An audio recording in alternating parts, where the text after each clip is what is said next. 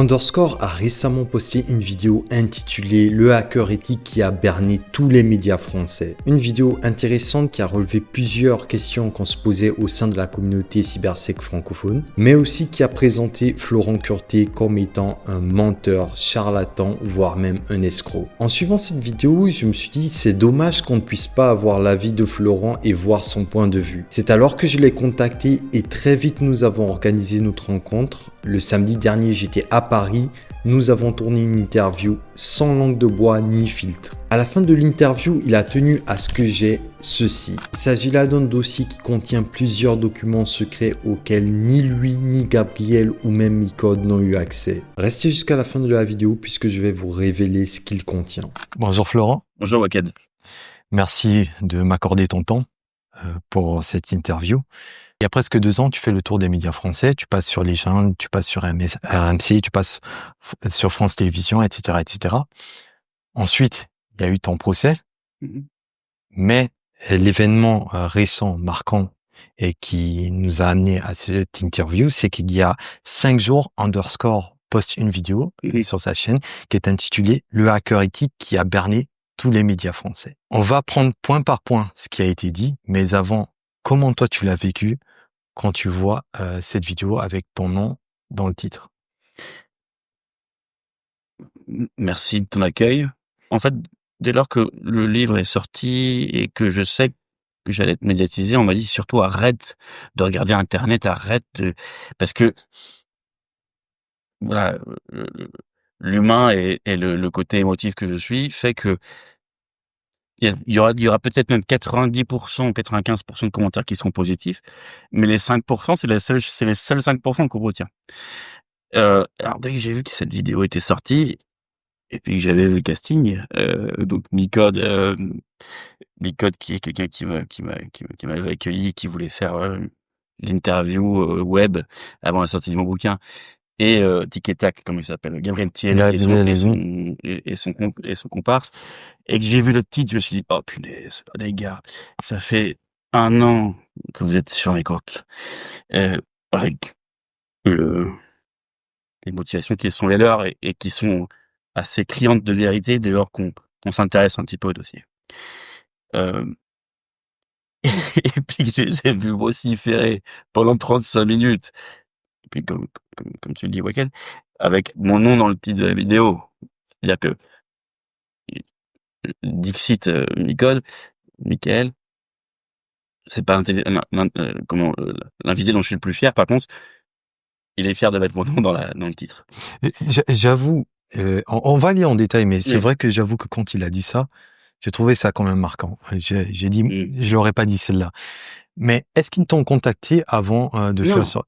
Mais c'est bien ça le problème, c'est que moi j'ai aucun souci, j'ai énormément d'erreurs en actif et encore une fois, ce bouquin, avec moi si tu peux, il a été rédigé pas pour faire de l'oseille. Je veux dire, tu le sais très bien dans la cyber, l'argent, on la gagne bien mieux dans d'autres portées, plutôt que d'écrire un bouquin, d'aller, encore une fois, comme tu dis, de faire le tour des plateaux.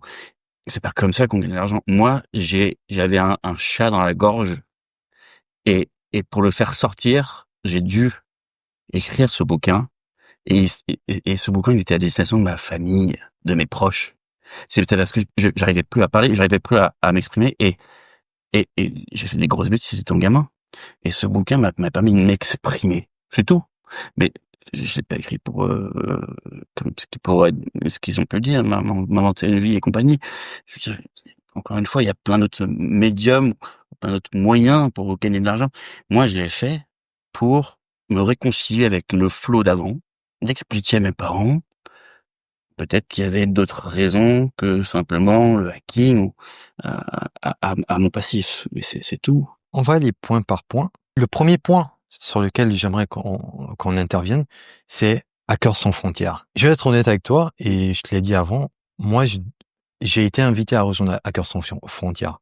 Et ce que Gabriel et lui vont dire dans Underscore, c'est qu'ils ont interrogé des anciens membres et ils ont eu du mal à avoir des choses concrètes. Ce que les gens disent, c'est que c'est une ONG, une association qu'il y a des réunions, etc. Mais on ne sait pas en réalité ce qui se passe chez Hackers sans frontières. Est-ce que tu pourrais nous dire un peu plus? Alors, moi, je trouve que c'est assez vicieux parce que Hackers sans frontières est alors certains disent que c'est une très belle ONG, d'autres qui disent que c'est une coquille vide. Moi, je trouve ça assez vicieux de taper sur Hackers sans frontières. On est absolument transparent. On a refusé de l'argent dès lors lorsqu'on a un peu éclos. On a refusé des licences qui étaient voilà, on proposait ça gratuitement. Moi, je trouve ça assez vicieux de taper sur une organisation qui demande rien à personne, bien au contraire, qui se veut d'aider tout le monde, ou en tout cas ceux qui nous demandent ou ceux qu'on peut aider. Qu'est-ce que ça peut foutre à quiconque de savoir la date de l'incorporation, la date, l'adresse postale, etc. Déjà, moi, je trouve ça extrêmement vicieux et malsain. Pour répondre à tes questions de manière plus rapide et plus certaine. Alors, je crois que c'est Gabriel qui disait que on lui avait simplement fourni un dépôt INPI. Oui. Mais quelle honte! C'est une ONG. INPI, c'est la protection intellectuelle. Mais c'est justement Comme ce s'il y qu'ils ont avait dit. derrière une arrière-pensée financière. On a gagné, on a tout perdu avec la question frontière. On a perdu du temps. Si on reste sur un focus mercantile, on a tout perdu. Du temps, de l'argent avec les serveurs, etc. Non. Tout est absolument gratuit. On aide tout le monde et on fait ce qu'on peut avec ce qu'on a. Alors, ben oui, on n'a pas les moyens de très grandes corporations. On est une petite association qui est devenue moyenne, puis après grande, et puis après, et on aide qui on peut avec les moyens qu'on a. Mais pourquoi parler d'occultisme administratif ou de parler d'INPI? On parle d'une association de bénévoles. Mais elle Personne est n'a rien à y enregistrée. gagner. Elle est enregistrée. Elle est enregistrée en France. Elle est enregistrée en Suisse. Parce que c'est ce qu'ils reprochent, en fait. C'est ce qu'ils vous reprochent. Qui peut reprocher quoi que ce soit à une ONG? C'est quelque chose, c'est du bénévolat. Il y a rien derrière. On gagne rien du tout. Et d'ailleurs, c'est pour ça que moi, ça me dérange. C'est à la fois de sous-entendre qu'il y aurait une histoire d'argent, et de deux, ça voudrait dire que pour prouver qu'on aide, il faudrait mettre sur le devant les gens qu'on aide. Et ça, c'est horrible. Non, les gens qu'on aide, c'est les gamins, des gamines, ou des personnes âgées qui ont plus rien. Et ces personnes-là, c'est comme d'être grand, d'aider, c'est de le faire silencieusement sans en parler. C'est pas d'être, je sais pas, faire le youtubeur, se faire filmer en train de donner des billets d'euros à un passage piéton. Ça c'est du show-off. Nous, on reste discret, on demande rien à personne.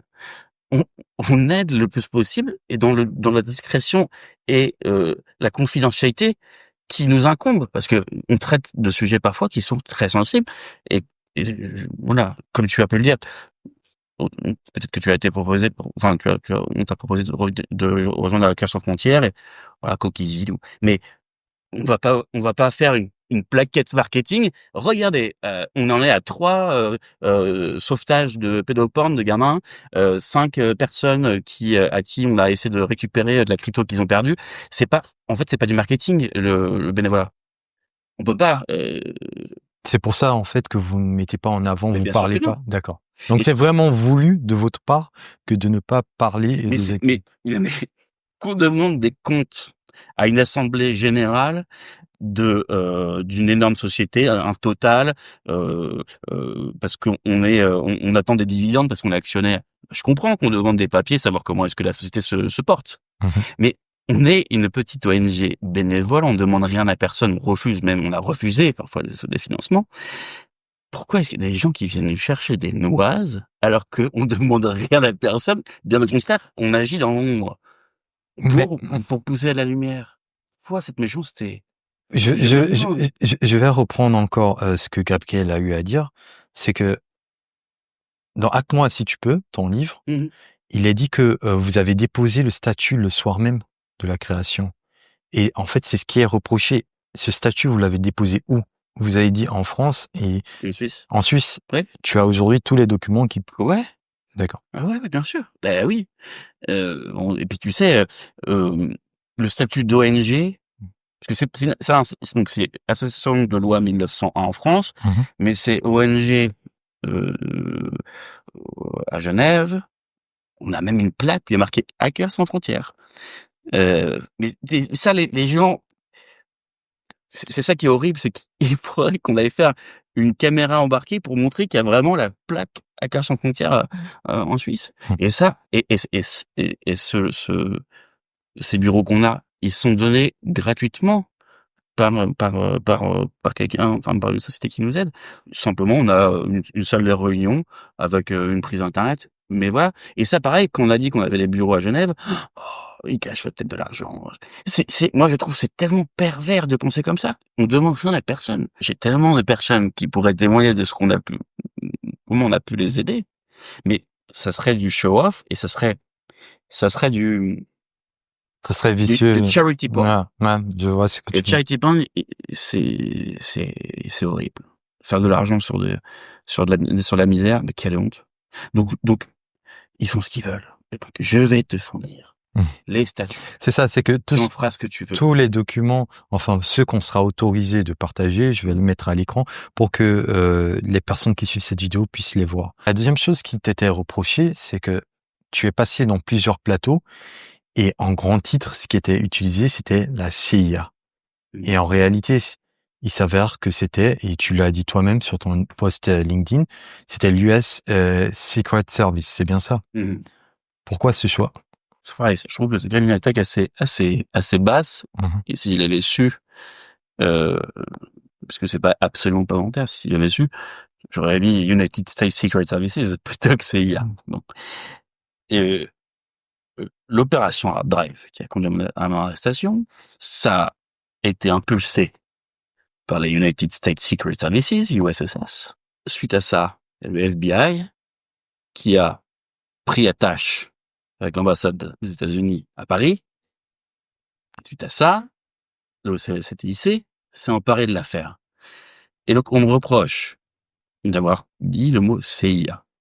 Lors de ma sortie de court séjour de prison, j'ai récupéré un document où il y avait ma tête au milieu d'une map monde sur toute l'opération Hard Drive et l'opération Lord Kaiser-Soze.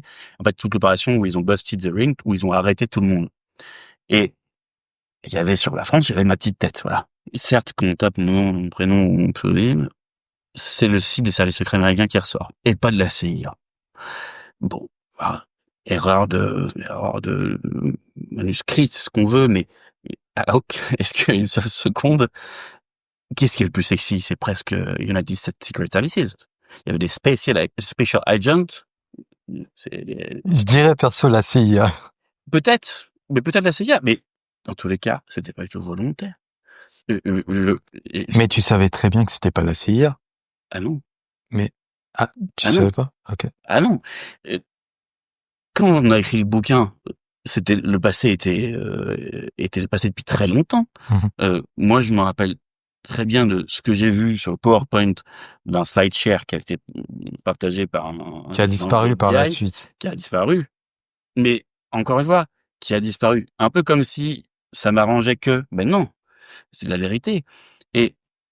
Mais en fait, peu importe que ça soit la CIA ou les services secrets américains, on est sur enfin, moi je me vends pas, je me vante pas là-dessus. C'est une très mauvaise carrière d'adolescent en plein mal-être, que ça soit les services, les United States Secret Services, ou la CIA, ou le FBI enfin putain, c'est la sémantique. Bon, et je vais te dire, comment il s'appelle, Gabriel, est parti jusqu'à appeler ma maison d'édition pour demander à modifier dans mon ouvrage le terme CIA par service secret américain. C'est voir le degré d'obsession. Donc, bon, bah, si pour toi, c'est plus sexy, c'est la CIA que les United States Secret Services, très bien. En fait, ça parle plus aux gens quand on dit CIA. Bah, Non, parce que les Secret Services américains, oui, ça peut parler plus de gens, mais vraiment, est-ce que c'était pas volontaire? Et pas une seule seconde, je me serais amusé à pousser ça, euh, parce que pour le coup, effectivement, ça repose sur un SlideShare, un PowerPoint qui était sur SlideShare.net. Je m'en serais bien passé de tout ça, puisque de toute manière, quand on tape mon nom, je suis sur le site des secretservice.gov. Donc, dans la balance bénéfice-risque, si jamais, raconter n'importe quoi, j'aurais tout de suite mis les services secrets américains plutôt que la CIA, parce que je savais on allait m'attendre au tournant. Mais donc, pour moi, voilà, c'est un jeu de sémantique. En tout cas, bon, voilà. Pourquoi pas, effectivement, la CIA plus sexy que les services secrets américains. Dans la suite de ce que tu viens de dire, ils ont parlé du Parisien. Tu dis que ton CPE au lycée a été appelé par la CIA. Bon, là maintenant on sait que c'était US Secret Services. Et ça a été réellement fait. Il y a eu cet appel. Oui. Et je pense que tu avais partagé un truc dessus ou tu m'as montré un truc. Je l'ai juste là. Tu l'as juste Je vais là. faire lire en live, mais oui, bien sûr. On va l'afficher à l'écran parce que c'est important parce que au-delà de l'affaire CIA et US Secret Service, c'est que sur Underscore, il était dit que possiblement c'est faux. Donc ça, pour le coup, on a les preuves. C'est dans la procédure. C'est pas moi qui l'invente, c'est le CTC. Mon CPE a été appelé les services en disant, est-ce que vous connaissez un Zeytoun dans le lycée? Bon, oui, il vient plus à l'école. Et mon CPE avait des relations absolument tendues, m'a appelé et m'a fait venir dans son bureau pour me dire, écoute, arrête tes conneries, j'ai été appelé par des gens très sérieux, c'est une réalité. Ah, eh ben, non, c'est vrai que ça fait très belle histoire, mais c'est la vérité. C'est dans le dossier. C'est marqué noir sur blanc, c'est pas moi qui l'écris, c'est la police, c'est les services. On revient à l'affaire de Carding. Le fameux million d'euros que tu aurais fait.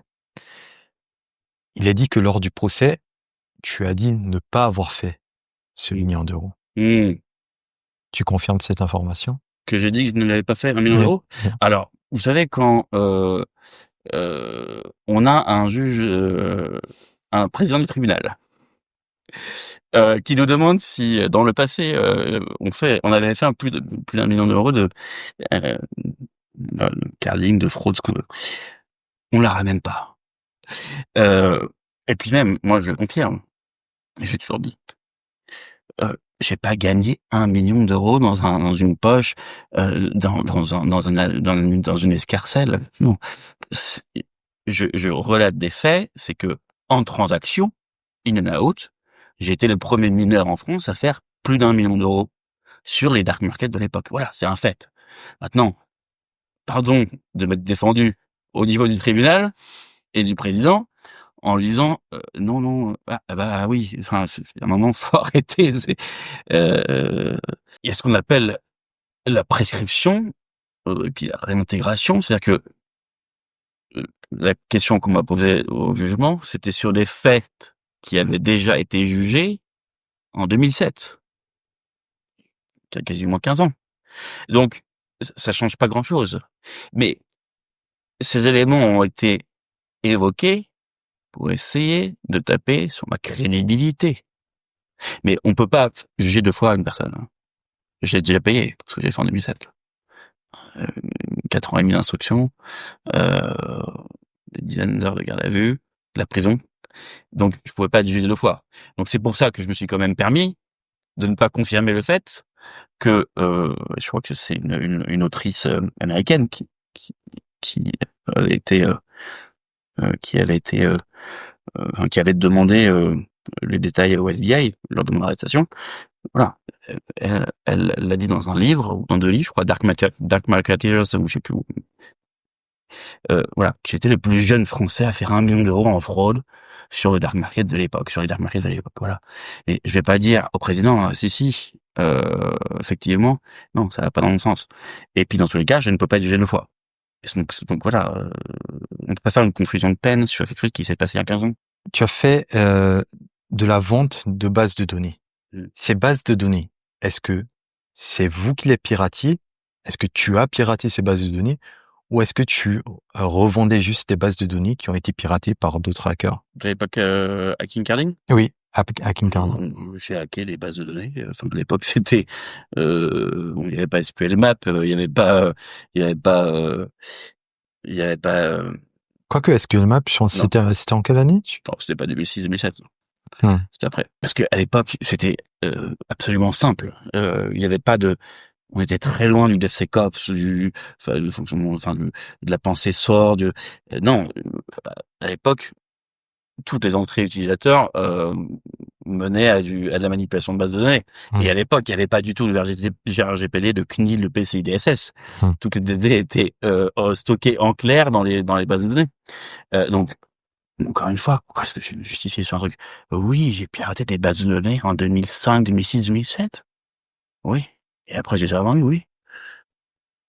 Mais alors, enfin, en fait, je comprends même pas qu'on puisse se poser cette question-là si ce n'était pas le cas. Bon, ça c'est bizarre parce qu'à l'époque, il fallait quand même mettre des brouillards. Enfin, c'était pas techniquement très dur, mais il fallait quand même mettre des brouillards. Aujourd'hui, c'est très facile. On va sur un compte, un canal Telegram. On va, voilà, on trouve très facilement aujourd'hui de quoi faire voilà, avec des fools. On peut faire du carding, etc. Et non, il y avait même, à l'époque, il y avait même pas les trois derniers les trois derniers chiffres sur certains marchands. Voilà. Et voilà, oui, mon équipe et enfin l'équipe à laquelle j'appartenais, on piratait des shop admin, des machins, oui, parce que tout était en clair et c'était facile à l'époque. Aujourd'hui, c'est impossible. J'ai pas du tout. Oui, aujourd'hui avec encore une fois, aujourd'hui il y a le bug bounty. Donc même ceux qui ne sont pas sur les plateformes, ils vont aller taper sur d'autres sites qui n'ont pas de programme pour aller voir les failles. Donc aujourd'hui, c'est un peu plus compliqué. C'est possible, mais un peu plus compliqué qu'à l'époque. Et sur ça, je te rejoins. Ils ont parlé du stage que tu as eu à faire à Soprasteria, pardon. En fait, ce qu'ils te reprochent, c'est que tu passais quelques jours dans certaines boîtes et tu les transformais en années. Qu'est-ce que tu as à répondre à ça? Alors, et là, il y a deux questions. En tout cas, faut être précis. On parle de Soprasteria ou on parle de... De manière générale, par exemple, ils ont parlé de l'ONU. Ils disent que tu as eu à faire 15 jours à l'ONU et tu as marqué comme quoi que tu aurais passé une mission d'une année. Chez Soprasteria, j'ai eu comme... en fait, faut que les gens comprennent. Les ESN ou enfin les cabinets de conseil, on est, c'est un petit peu euh, c'est un peu de l'intérim de luxe, l'intérim de cadre. C'est-à-dire que on a un CDI dans la société, donc par exemple pour Soprasteria, puis après Deloitte, etc. Et là, on est envoyé en mission. Et effectivement, ce qui a été mis dans mon CV, parce que je vais pas mettre une semaine, ça sert à rien. Ce que je voulais étaler, ce que je voulais mettre en avant, c'était tous les clients à qui j'ai pu servir, à qui j'ai pu travailler. Euh, Encore une fois, mon meilleur attaché presse, Gabriel Thierry, a bientôt relevé et est parti demander à toutes les personnes qui étaient citées dans mon CV. Bah, c'est un peu con parce que ils ont tous répondu par la positive en disant que, effectivement, pas forcément un an, parce que c'était moins d'un an, quelques mois, peut-être quelques semaines, mais ils ont tous répondu par la positive. On parle de Interpol, mais tout le monde était très content. Et tout est prouvé. J'ai des emails réponses, mais ça, il s'est bien, permis d'oublier de le préciser lors de son intervention chez Nicode. Gabi a contacté tous mes anciens employeurs et tous mes anciens employeurs m'ont dit mais c'est quoi ce gars, qu'est-ce qu'il veut? Et j'ai eu la réponse de mes employeurs à Gabriel Thierry et il en fait pas du tout mention. Donc oui, certaines et puis quoi? Je vais dire que je vais dire à la virgule près, au jour près, année bissextile, la Ouais, mais longueur. il y a quand même une différence entre 15 jours et une année, tu vois ce que je veux dire. Dis-moi dans ce cas-là, de quoi tu parles? De quel, par exemple, Par exemple, l'ONU. Avec l'ONU? l'ONU. J'étais chez Deloitte à cette époque-là. Ça a duré un an chez Deloitte. et l'émission que j'ai faite chez Deloitte, alors, à vérifier, je sais pas si j'avais mis que j'avais fait un an à l'ONU, je pense pas, parce que pour le coup, C'est ce qui a été dit sur c'est ce qui Underscore. a été Moi, dit. oui, moi j'ai vraiment pris les points qui ont été dits, Ok. encore une fois, et c'est sur ça qu'on est en train de Ouais. parler. Alors, ça peut être intéressant parce qu'il y a des capteurs d'écran qui ont été prises pendant l'instruction. Hum. Ça peut être intéressant de regarder. Je me vois mal avoir mis un an de carrière à l'ONU, surtout que je suis en très bon terme avec l'AIEA, c'est l'Agence internationale de l'énergie atomique. Et par exemple pour ce prestataire, effectivement c'était le stage de fin d'année, fin d'études. Donc je crois que c'était à peu près 8 mois que j'ai fait de facto. Je travaillais à l'époque au ministère de la Défense. Et voilà, chose qui n'a jamais été dite, mais pareil, ça c'est des choses que c'est pas ça va pas dans mon sens, donc pour l'instant c'est pas dit. Bah, à ce moment-là, j'étais habilité confidentiel défense parce que je travaillais sur des sujets assez spéciaux. J'étais en caserne pour le ministère de la Défense. Mais ça, pareil, c'est des choses qui sont passées à l'as. On s'en fout. Le plus intéressant, c'est de trouver chaque petite virgule, donc, Mais forcément, quand une personne veut te descendre, elle va pas aller chercher dans tout ce que tu as fait. mais moi, je trouve que soit c'est mes meilleurs attachés presse, soit c'est mes plus grands fans, soit ce sont des gens qui sont malveillants. C'est tout. Moi, je demande rien à personne. Thierry, j'ai des emails et des SMS avec lui qui datent de 2020-2021. Salut, pour faire un papier sur Numérama. Et puis là, hop, il retourne sa veste. Un petit peu comme Micode qui m'invite, et puis après, dans cette émission, oh, c'est pas l'invité dont je suis le plus fier. Bon, je trouve ça, c'est lâche. Sincèrement, ce qui est bien, c'est que j'ai vraiment le dos bien rayé, j'ai bien cicatrisé, donc ça va. Mais cet harcèlement, surtout qu'on est en plein mois de la santé mentale, cet harcèlement, ça fait ça fait plus d'un an maintenant pour Tic, pour Gabi, machin, pour Micode qui mine de rien a été mis sur les sujets de harcèlement aussi. Je trouve que c'est quand même un peu dégueulasse de pas donner, et je te remercie d'ailleurs Kid de me la donner, une parole contradictoire. Parce que globalement, on m'appelle, on me dit, t'as vu la vidéo de Micode avec les deux autres larrons, 35 minutes qui parlent de toi, j'ai pas un seul mot à dire. Donc après, j'appelle Micode, il me dit, ah, on peut te mettre en droit de réponse, on peut étiqueter un de tes commentaires en dessous de la vidéo. On dit, oh, de la proportionnalité. Ouais, je trouve ça dommage. Je suis d'accord avec toi. J'aurais bien aimé. Et en tant que personne qui a suivi cette vidéo, je me dis, ça manquait quand même la présence de Florent manquait à ce plateau et c'est pour ça qu'aujourd'hui on est là. Et je pense que la communauté sera heureuse. Après, ils peuvent être d'accord ou ne pas être d'accord avec toi, du moment que ça soit fait sur la bonne forme, que ça soit dans la politesse et pas aussi dans l'attaque directe. Je pense que ça peut être intéressant pour la communauté même cyber et c'est pour ça que je suis là aujourd'hui. Oui. On en vient aux certifications à la 11e minute. 39e seconde, plus précisément, parce que oui, je l'ai suivi 3 à 4 fois, cette vidéo. Il parle de tes certifications et dit que sur ton site, tu as mis plusieurs certifications que tu ne possèdes pas. Qu'est-ce que tu as à dire sur cette remarque? Bah, je sais pas, les certifications sont liées à un nom, prénom, ou un numéro d'ID, ou un email. Je pense qu'ils font état de l'OSCP. Ça, c'est vraiment l'angle parfait, l'accroche parfaite. Effectivement, je vais te faire suivre. Je vais te faire suivre l'email. C'est une exclusivité. L'OSCP, je l'ai passé. Je l'ai passé en 2018, fin 2018, fin 2019, tout début 2020, en plein Covid. Et j'ai fait cette erreur. Et cette erreur, c'est bien mérité. Je l'ai passé. Et puis ensuite, j'ai fait cette erreur de partager mon rapport d'examen. Un examen avec toutes les box, avec les flags, etc. Sur un sur un canal Discord. Et donc j'ai reçu une lettre de Offensive Security qui m'a dit vous êtes banni de tous les examens, les machins, voilà. Donc si on parle de l'OSCP, bah ok, bah très bien, je l'ai passé, je suis banni chez l'OSCP parce que de Offensive Security parce que j'ai partagé mon rapport. Concernant les autres, je comprends pas. En fait, les autres, ils sont inscrits. Pour les certifications, j'ai été vérifié sur ton compte LinkedIn parce que tu laisses le lien pour faire la vérification de la certification. Et pour le coup, ça, je peux attester pour tout ce qui était JPT, CRTO. En plus, tu as fait des certifications quand même qui sont difficiles à avoir. La CRTO, la 1 et la 2, c'est quand même... la 2, c'est d'un niveau un petit peu plus élevé. Et aussi, encore une fois, pour aller dans ton sens, c'est que les entreprises, quand ils mettent les certifications en avant, c'est pas les certifications qu'ils possèdent eux, c'est les certifications des collaborateurs de manière générale. Donc même si toi t'as pas l'OSCP, si une personne de ton équipe a l'OSCP, tu peux le mettre en avant. Ouais. Tu as parlé à plusieurs reprises de cette fameuse série et ce qu'il a dit, c'est qu'il n'y a pas de preuve aujourd'hui qu'elle existe.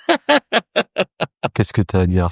Moi, je trouve que c'est incroyable, mais pourquoi est-ce que les gens vivent pas leur vie? Enfin, en tout cas, les gens. Qu'est-ce qu'il veut dire? Elle existe? Mais bien sûr. Tiens, si je te montre ça, par exemple, qu'est-ce que tu vois là? Alors, conseil pour l'adaptation documentaire, hack-moi si tu peux. Donc, film et documentaire, c'est ça? C'est ça, fiction et documentaire. Ok, si tu regardes va sur World, t'as World qui est ouvert, je crois. Oui. Et qu'est-ce que tu vois comme texte là? Ça fait penser à quoi? Est-ce que c'est un épisode de Babar ou Mille l'ourson ou est-ce que c'est autre chose? Oui, effectivement, je tombe sur un script avec les épisodes. Il y a pratiquement 52 pages, donc on peut pas dire que ça a été improvisé. Et pour moi qui ai fait un court-métrage, je sais à quel point ça prend du temps de rédiger toutes ces parties. Donc, à l'écrit, je peux confirmer la série est écrite. Je comprends pas pourquoi est-ce qu'ils attaquent là-dessus. On s'en fout. Je ne vais pas les forcer à s'inscrire sur Netflix pour regarder la série. Je leur enverrai en torrent. Tu as une idée de la date de sortie de cette série? Ça devait ça devait sortir là en février. Finalement, ça a été repoussé parce que pour le coup, j'ai perdu mon jugement. Donc, on a dû réadapter le truc parce que globalement, c'est avec moi si tu peux. Mémoire d'un cyber pirate repenti et je suis condamné en 2024. Donc forcément, au niveau du script et ça change. Pour le coup, moi, je suis pas du tout dans le milieu du cinéma. Je sais que on travaille dessus, que il y a certains épisodes qui ont déjà été tournés, etc. Mais entre le moment où tu signes le truc et puis le moment où vraiment t'entends tadam sur Netflix, t'as beaucoup de temps. Je pensais que ça allait être plus rapide, mais bon. On en vient au procès. Ce qui t'a été reproché, c'est d'être intervenu dans une négociation d'une rançon entre le gang Everest et un cabinet d'avocats. Le groupe se fait pirater le 31 mai. Tu rentres en contact avec le groupe le 14 juillet. C'est marrant ça. T'as vu? Les dates sont bonnes. Ah bah oui, mais c'est marrant. Mmh.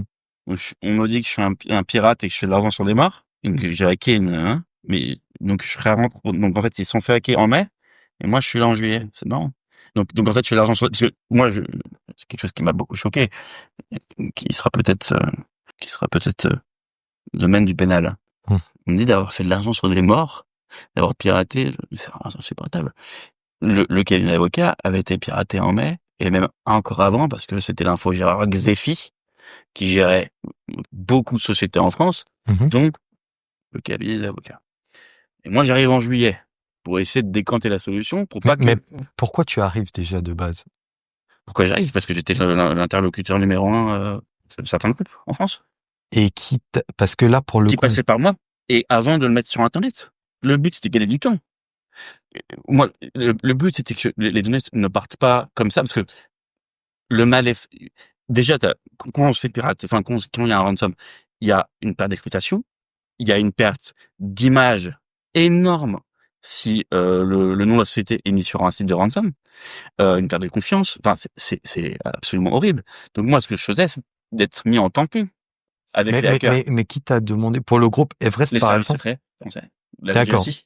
Tu confirmes que la DGSI, parce que en fait, ce qui est dit et ce qui a été dit chez Underscore, c'est quand la DGSI était rentrée en contact avec toi pour une courte durée, mais là, pour le coup, après, tu me diras, ils pouvaient pas confirmer aussi. C'est ça qui est trop bien, c'est qu'ils savent ma vie mieux que moi-même. Mais donc, ils ont eu des dates? Je sais pas, j'ai pas entendu ça. Moi, je te cache pas que ça me fait Voilà, j'ai pas vraiment apprécié évidemment le geste parce que c'est très lâche. Mais donc ils ont dit des dates, c'est ça? En plus, ils ont été précis. Ils n'ont pas été précis sur la date, mais sur la durée dans mes souvenirs. Ok. Mais la partie sombre, en fait, obscure de cette histoire, et je vais t'avouer, pour moi qui suis dans la cyber, Oui. ma vision, elle est quand un groupe de ransomware redirige vers ta boîte, Ouais. c'est quand même suspect. Mais, non mais, est-ce que tu t'entends parler? Oui. J'affichais sur mon site que j'étais l'intermédiaire officiel. Et les rançonneurs, les groupes russes, non RS, mettaient qu'il fallait passer par moi. Mhm. Mais pourquoi? Ah, déjà, on va dire que je suis un très mauvais hacker ou je suis un, bon. Et pourquoi? Mais pour gagner du temps. Je m'affichais devant tout le monde parce que je travaillais pas les GSI. Je collaborais avec les services français. On m'a dit, Je pour me ta défense, protégeais. on m'a dit que tu étais un très très bon négociateur en ransomware. Oui. Ah, non mais je suis pas du tout le meilleur hacker du monde, très très loin de là. Encore une fois, je le dis, je me fais bazarder par des gamins qui sortent d'école, qui ont 22 piges, qui ont même pas un BTS. Mais par contre, moi, ce que je mettais en avant, c'est je connais un petit peu le russe. Il по-русски. J'ai pas, je suis parti en Ukraine, en Russie, pas pour le hacking, pour autre chose. Mais donc moi, je me suis dit très bien. J'ai un mandat de la DGSI, j'ai un mandat, ou en tout cas j'ai l'adoubement de certains services de police judiciaire. Donc c'est pour ça que je mettais en gros sur mon site neocyber.fr, je suis là en intermédiation. Et que les groupes mettaient, c'est néocyber. Pourquoi? Pour surtout couper et que les sociétés piratées ne passent pas par la case affichage sur le site avec, tu sais, un timer 24 heures, 23 heures, comme une bombe. Moi, c'était moi qui prenais la bombe, moralement. Mais ça, encore une fois, ça sera jamais dit, et même si j'en avais pas, je pourrais te les passer. Le nombre de petites boîtes que j'ai réussi à, parce que globalement, ils leur demandaient de l'oseille, de l'argent. Je leur ai fait, mais épargner énormément de petites boîtes en leur disant, mais regardez, ils ont un CA, ils gagnent quoi, 40 000 euros de CA. Vous n'allez pas les faire chanter. Et j'ai eu le déchiffreur universel d'Everest, de Lockbit. Mais tout ça, les trois larrons, là, les trois mousquetaires, ils le disent pas. Mais moi, j'ai les preuves. Des remerciements de l'ANSSI, des services. Merci beaucoup. On a bien reçu. Conteneur Z, déchiffreur universel. Mais ça, personne le dit. Ça, c'est gratuit. Mais j'ai jamais touché un seul euro du rançonnage. La dernière chose illégale que j'ai faite, c'était en 2007. Depuis, je suis quelqu'un de bien. On est en 2025. J'ai été jugé en 2024. Je n'ai pas fait appel parce que ma mère m'a dit, c'est soit moi ou soit l'appel. Mais si on en revient à la transaction aussi, parce qu'il y a un point assez bizarre, j'ai envie de dire, pour la transaction. Ouais. Habituellement, lorsqu'il y a un ransomware, le paiement et les données pour les recevoir, on a juste à avoir la clé de déchiffrement. Bien sûr. Ouais. Pourquoi dans ce cas-là, il a été demandé de prendre des disques physiques? Pourquoi as-tu dit que tu irais en Russie pour récupérer les données? Parce que, c'est ça, et c'est là tout le prisme, le cristallin de cette affaire. C'est que le cabinet d'avocats que je pensais aider était en fait sous pseudonyme, sous enquête pseudonyme de l'OCLCTIC. Et ils sont entrés en contact avec moi, je crois, quelque chose comme, je crois, peut-être août ou... Le cabinet d'avocats est rentré en contact avec toi? Ouais. Entends bien mes mots. Le cabinet d'avocats est rentré en contact avec moi en juillet, août, voilà, 2021. On contact avec moi, ils m'ont envoyé des emails, ils ont envoyé des emails à l'adresse. Ah, on a besoin de vous. Ok, Florent. Et là, il y a eu, je crois, 40 emails qui ont été échangés entre moi et le cabinet d'avocats. Et moi, je leur disais, non, ça m'intéresse pas. Vous vous démerdez avec les rançonneurs. En plus, il y a des données très sensibles. J'ai rien à voir avec ça. Et puis, ils sont revenus. Septembre, ils sont revenus. Octobre. Alors que je répondais pas. Et donc, c'est pour ça qu'on a levé ce qu'on appelle l'incitation Parce que finalement, c'était pas les cabinets d'avocats qui étaient derrière l'email, c'était les policiers en couverture. Et donc comme quoi j'aurais été l'antenne représentante des vrais sans France. Mhm. C'est trop facile parce que j'avais mis ça sur mon site. Faut être sacrément bête ou pas discret pour mettre ça et puis se dire tranquille, on va mettre voilà. Et je l'ai fait parce que je savais que je faisais l'infiltration. Mais pourquoi les disques durs, en fait? Pourquoi aller en Russie? Et ce qui a été dit, et tu me dis Ah, si je me trompe, d'accord. tu vois l'aspect, en fait, c'est l'aspect disque dur. Et Et donc, on revient à ce qu'on appelle l'incitation policière. C'est que, bien sûr que les données sont multipliables à l'infini, à partir du moment où elles sont mises dans un slot, dans un SSD, ce qu'on veut. Dans tous les cas, on peut faire un copier-coller. Mhm. Mais, l'OCTIC qui était sous couverture, alors qu'ils avaient été prévenus par différents services de ces pays, on continue leur infiltration. Et m'ont poussé à aller en Russie. Non, on a besoin des données physiques. On veut les données physiques. Donc, moi, je parlais avec différentes personnes. Bah écoute, vas-y. Soit tu vas, soit en tout cas, tu leur fais croire que tu vas. Fais ta rémunération, tu bosses gratos, Flo. Tu bosses gratos pour tout le monde. Tu gagnes 0 €. Ça a été dit dans le jugement, hein, oui, que je suis sans le sou, hein. Tu bosses gratos. Donc moi, j'ai dit, bon, bah très bien, puisque vous me demandez de partir récupérer les disques durs, je vais le faire. Et je l'ai dit, je l'ai répété, c'était une erreur de me faire avoir par les policiers, par les flics de l'OCLCTIC, parce que j'ai cédé à la tentation, parce qu'ils me disaient, non, il faut vraiment que vous alliez en Russie. Il faut vraiment que vous y mais, alliez. mais au final, t'es pas allé en Ben non, Russie. j'y suis pas allé. Mais comme le cabinet d'avocat me disait, non, on veut vraiment avoir le support physique, je me suis dit, bon, bah, je vais y aller, mais dans tous les cas, c'est con, parce que dans tous les cas, la donnée est réplicable à l'infini. Et je me suis dit, peut-être que eux, ils le veulent par principe, pour que ça soit vraiment une mission où il y a du matériel. Mais moi, je leur ai dit, ça sert à rien, tu vois, les données répliquées. Mais ils avaient besoin du support physique. Et pour le coup, je suis vraiment tombé dans la gueule de loup. Bien sûr que c'est évidemment les flics qui m'ont poussé là à la faute, qui m'ont incité et provoqué l'infraction. Encore une fois, moi, je m'en fous, j'ai été jugé. S'ils veulent me rejuger sur le tribunal médiatique, ils le font. Prenez le temps d'ailleurs que je suis bon client, puisque j'aurais pu très bien me taire et laisser la vie continuer. Mais moi, ce que je trouve juste absolument aberrant et dangereux, c'est quand on a une chaîne suivie par beaucoup de personnes, notamment de gamins, etc., on peut pas inviter deux journalistes à charge et menteurs, tout en disant que j'étais un invité indésiré et qu'ils regrettaient. Tout ça, c'est très très violent parce que finalement, moi, j'ai pas regardé le résultat de tout ça, mais ma compagne, mes amis m'ont dit, oh, t'as vu, ils disent que voilà, il faut continuer il faut continuer le pressing contre moi. Donc déjà comme s'ils avaient parlé d'évangile, sans contradictoire. C'est quoi le pressing? Pressing, ça veut dire harceler. Donc quand je vois des copains qui disent, t'as vu, les gens qui, faut continuer le pressing contre Florent Berthet. Mais ça veut dire quoi? Et que je vois que Micode like les commentaires comme ça. Mais ça veut dire quoi le pressing? C'est du harcèlement. Et moi mais je trouve ça insupportable et incroyable, puisque il a une grande responsabilité avec autant de pouvoir. Je pense qu'on va finir sur ces mots. Ouais. Est-ce que tu aurais une chose à ajouter, une chose importante que tu aimerais que la communauté sache? Je pense qu'il est très important de savoir raison garder. C'est pas parce que j'ai écrit un bouquin que je me prétends être le plus grand hacker de tous les temps. C'est pas parce qu'il y a une série qui va sortir que je suis le nouveau Pierre Ninet.